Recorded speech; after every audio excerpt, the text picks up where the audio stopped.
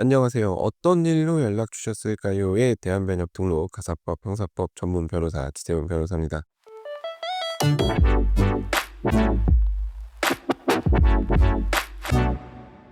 자, 오늘은 계약서와 관련된 얘기를 해 보려고 합니다. 소송을 당해서 찾아오시는 분들 중에 이런 말씀을 하시는 분들이 상당히 많아요. "아니, 이 계약서가 이런 내용인 줄 모르고 제가 여기다 서명을 했습니다." 혹은 "아니, 일단 계약서는 썼는데 그 뒤에 상대방이 다르게 얘기를 했어요. 억울합니다." 이렇게 말씀을 하시죠. 그 대부분의 분들이 계약서를 쓰실 때 계약서를 안 쳐다보고 상대방을 쳐다보시는 경우가 많아요. 그때 상대방이 어떤 표정을 지었는지 어떤 말을 했는지는 기억을 하시면서 막상 그 계약서에 이런 내용이 쓰여져 있는지 생각을 못 했다. 내지는 "이게 이런 말인지 정말 몰랐다."라고 말씀을 하시는데 그러한 주장이 소송에서 쉽게 받아들여지기는 어렵습니다. 그래서 오늘은 소송에서 계약서에 기재된 사항, 그 객관적 의미가 제일 중요하다라는 얘기를 좀 해 보려고 합니다. 제가 이 일을 하면서 참 다양한 종류의 계약서를 봅니다. 아주 단순한 대여금 계약서부터 이제 기업과 기업 사이에 체결되는 물품 공급 계약이라든지 비밀 유지 약정서라든지. 근데 인제 크고 복잡한 계약일수록 오히려 문장의 의미 그리고 조항이 규정하고 있는 것이 명확하게 떨어지는 경우가 많습니다. 일단 그 회사들마다 법무팀이 붙어서 몇 날 며칠 다듬고 리스크 검토를 하고 계약을 진행하기 때문에 오히려 기업들 사이에 작성된 계약서 같은 경우는 읽고 있어도 머리가 덜 아파요. 그러니까 어떤 계약으로 인해서 분쟁이 생겼을 때 상대방이 주장하고자 하는 바가 무엇인지도 이해가 쉽고 여기에 우리가 할 말이 있는지 없는지 판단하는 것도 그리 어렵지 않아요. 물론 이제 애매한 지점이 있을 수 있는데 이제 그거는 법적으로 따져봐야 되는 부분이고 판례나 뭐 이런 걸 들어 가지고 충분히 주장을 해볼 수 있는 그런 성질의 것들이죠. 그러니까 계약서 내용이 확실하면 다툼이 그래도 깔끔합니다. 계약서를 아무리 상세하게 쓴다고 해도 분쟁을 막을 수는 없지만 분쟁이 생겼을 때 그래도 깔끔하게 해결이 될 수 있어요. 근데 이제 진짜 문제는 일반인들 사이의 일상 속에서 무심코 작성된 계약서입니다. 친구 사이의 돈 거래, 연인들 사이의 투자, 대여금 약정 혹은 보증 약정, 아무튼 뭔가 간이로 쓰여진 계약서, 합의서, 각서 뭐 이런 게 오히려 검토하기가 더 껄끄럽달까요. 이제 이런 계약서들의 문제점은 내용이 길지 않은데 그 내용이 뭘 말하고자 하는지가 되게 불명확하고 게다가 표준 계약서를 어디선가 다운을 받아 가지고 본인이 원하는 대로 수정을 하다 보니까 내용이 뭘 말하고자 하는지가 정말 애매해지는 겁니다. 그러니까 이쪽이 원하는 게 무엇인지 제가 설명을 들어야 알 수 있는 정도의 계약서인 거죠. 처음에 "어떤 걸 의도하고 이렇게 내용을 쓰셨을까요?"라고 여쭤보고 설명을 해 주시면 '아 그렇구나.'라고 그때 가서 이해할 수 있는. 근데 인제 상대방 같은 경우는 이 계약서 내용이 불명확하니까 그거를 막 이용을 하는 거죠. 얘기를 들어보면 상대방도 사실 계약서 내용을 제대로 안 봤어요. 그러니까 둘 사이에 어떤 내용의 계약을 하는지 말로는 다 충분히 얘기를 나누고 그게 머리에 들어간 상태에서 그냥 서명만 한 거죠, 어떻게 보면. 근데 나중에 상대방이 계약을 어기고 "야 계약 내용대로 이행을 해야지."라고 얘기를 하니까 그제 가서 상대방이 인제 막 계약서의 조항을 들이밀면서 "이게 이 뜻이야? 이 뜻이 아니지 않아?" 뭐 이런 식으로 나오는 거죠. 상황이 여기까지 오면 그때 가서 변호사를 찾으시죠.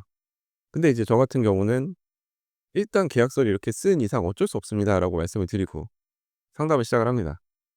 투자 계약서라고 작성을 하셨으면 그건 투자가 맞는 거고 계약서 쓰면서 상대방이 "아 이거 어떻게든 내가 꼭 갚을게."라고 얘기를 했다고 하더라도 그거는 이 계약서가 단순한 투자 계약서가 아니라는 사실을 입증할 수 있는 결정적인 근거가 되지는 못합니다. 반대의 경우도 있어요. 이제 차용증을 쓰면서 언제까지 이자 얼마로 해서 갚는다 이런 걸 다 써 놓고 도장 찍고 난 다음에 "아 근데 인제 뭐 이렇게 쓰긴 했는데 천천히 되는 대로 갚아." 이런 식으로 얘기를 하는 경우가 있어요. 이제 빌려주는 쪽도 좀 여유가 있을 때. 우리 사이에 그냥 혹시 모르니까 이걸 쓰는 거고 "그냥 너 될 때 돈 갚아." 이렇게 얘기를 하는데 보통 이런 얘기하면 갑자기 빌려준 쪽에서 경제 상황이 나빠지죠. 그래 가지고 채용증 내용대로 이행하라고 막 압박을 하기 시작을 합니다. 그럼 이제 돈 빌려간 쪽에서는 "아니 그때 상황 되는 대로 갚으라고 하지 않았냐. 무슨 얘기냐." 얘기할 수 있는데 그때 채용증 쓰면서 했던 얘기들이 녹음돼 있을 리도 없고 뒤집어서 얘기하면 그 정도로 호의를 베풀 거였으면 '채용증을 그렇게 안 쓴다.'라고 생각을 하죠. 그래서 아무리 내가 억울하다 얘기를 해도 이게 받아들여지기가 상당히 어렵습니다. 그래서 기본적으로 계약서에 쓰여진 내용대로 법원에 가서 판단을 받게 돼요. 그러니까 계약서가 쓰여진 이상 그 계약서 내용이 제일 중요하게 작용을 합니다.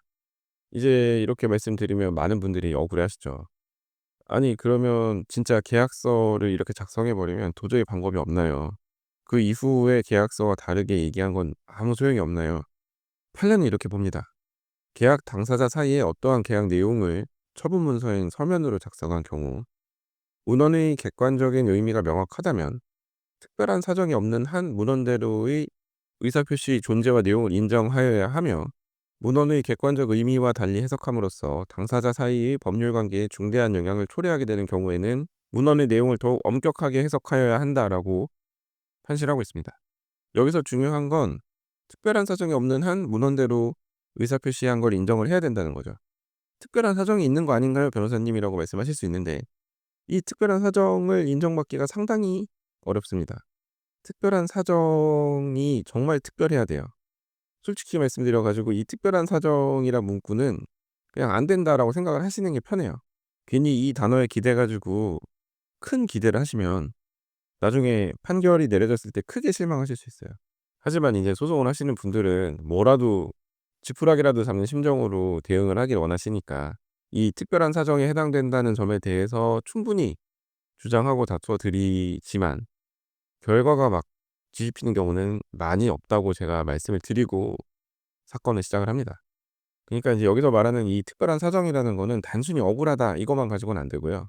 진짜 계약서 내용을 부정할 만한 얘기, 행동 이런 거를 나중에 보였을 경우 그리고 객관적으로 봤을 때 이 계약 자체가 되게 불공정하고 뭐 이런 경우 이 정도는 돼야지 특별한 사정이 있다고 주장을 해볼 법합니다. 그래서 인제 이런 사정이 있다고 강력하게 주장을 하다 보면 재판부에서 일단 조정으로 보내고 그래서 이제 그 과정에서 아예 계약 내용을 바꾸지는 못한다 하더라도 일부 타협점을 찾는 경우도 많습니다. 그러니까 사실 변호사를 선임할 때는 이런 정도를 기대하고 선임을 하셔야 되는데 이 계약 내용을 완전히 뒤집어 줄 거라고 생각을 하고 변호사를 선임하시는 분들이 많죠. 이제 그런 분들은 저한테는 오시지 않습니다만 어쨌든. 예를 들어 가지고 돈을 한 1,000만 원 빌렸어요. 근데 이제 본인은 투자받았다고 생각했는데 차용증을 쓴 거죠. 그래서 나중에 이제 돈 달라는 청구를 받은 경우 당장 1,000만 원은 어떻게 주겠습니까? 적은 돈도 아닌데. 이런 경우에는 일단 이런저런 사정 얘기를 하면서 버텨봐야죠. 그리고 지금 내가 사정이 너무너무 어렵다라는 얘기를 하면서 어떻게든 조정으로 좀 해결해 볼 방법을 찾아야 돼요. 그래서 조정에 가서 최소한 뭐 원금만 낸다든지 아니면 좀 분할로 좀 지급하게 해 달라든지 이런 식의 조정을 해야죠. 근데 혼자서 이런 대응하라고 말씀드리면 잘 못하세요 사실. 그냥 억울한 게 더 커 가지고 어떻게든 그 억울함을 풀기 위해서 노력을 하시는데 냉정하게 접근을 하셔야 됩니다. 그래서 조금은 객관적으로 상황을 보시고 빠져나갈 구멍이 어디까지인지 확인을 하신 다음에 버티셔야죠. 이제 많은 분들이 "이게 상식적으로 안 맞는 얘기잖아요." 아무리 말씀을 하셔도 계약서에 쓰여진 게 상식보다 우선할 때가 있습니다. 그 상식이라고 하는 게 진짜 모든 사람이 생각하는 그 상식인지 아니면 본인이 생각할 때의 상식인지도 객관적으로 판단을 받아 보셔야 될 수 있어요. 제가 인제 비슷한 얘기를 계속 드리죠 사실. 근데 계약서를 쓰는 게 정말 간단한 일이 아니에요. 계약은 진짜 한번 체결하면 그걸 뒤집는 거는 정말 힘듭니다.